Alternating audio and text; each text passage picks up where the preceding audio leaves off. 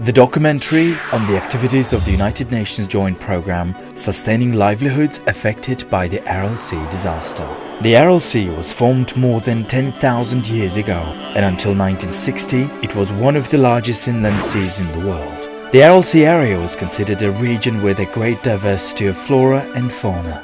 The sea has historically played an important role in the development of the region, providing employment for the local population. It was one of the richest fishing grounds in the world. Over 35,000 tons of fish were caught each year. A majority of the surrounding population were employed in the fishing, fish processing and transportation industries. The fertile land surrounding the Amudarya and Sirdarya rivers provided employment for more than 100,000 people in agriculture, including farming and poultry.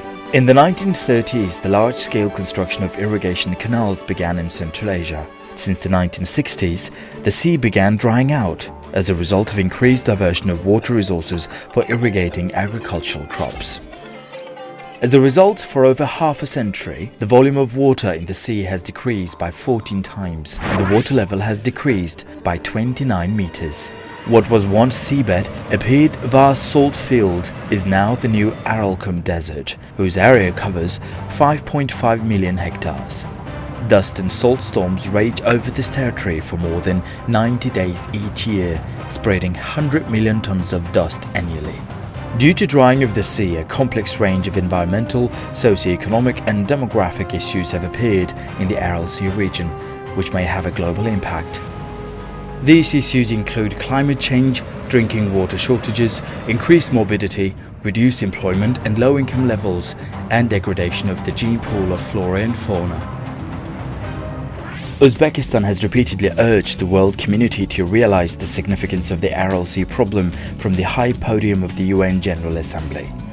During its visit to Uzbekistan in April 2010, the UN Secretary-General Ban Ki-moon visited the Aral Sea region and welcomed the efforts of Uzbekistan and other neighboring countries in mitigating the consequences of an ecological catastrophe. An important step towards mitigating the Aral Sea disaster consequences was the launch of the UN Joint Programme Sustaining Livelihoods Affected by the Aral Sea Crisis in 2012, which is the first unique large-scale joint programme of 5 UN agencies in Uzbekistan, including the United Nations Development Programme, the United Nations Population Fund, the United Nations Educational, Scientific and Cultural Organization, the World Health Organization and the United Nations Volunteers. This programme operates with the support of the United Nations Trust Fund on Human Security. The joint programme has been based on the use of an integrated approach to solving the complex problems of the Aral Sea area and aiming to improve the economic, food, health and environmental security of the population of Pakistan. The programme operates in 3 areas: expanding economic opportunities and creating new jobs, enhancing the capacity of healthcare facilities, enhancing good governance and access to improved basic social services.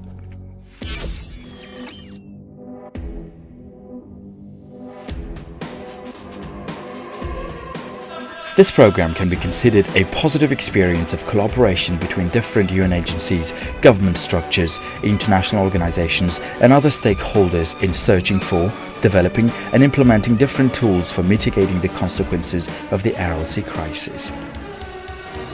There is no doubt that this experience has been successful and essential. It is more effective to invest in programs and approaches that have already been proven successful.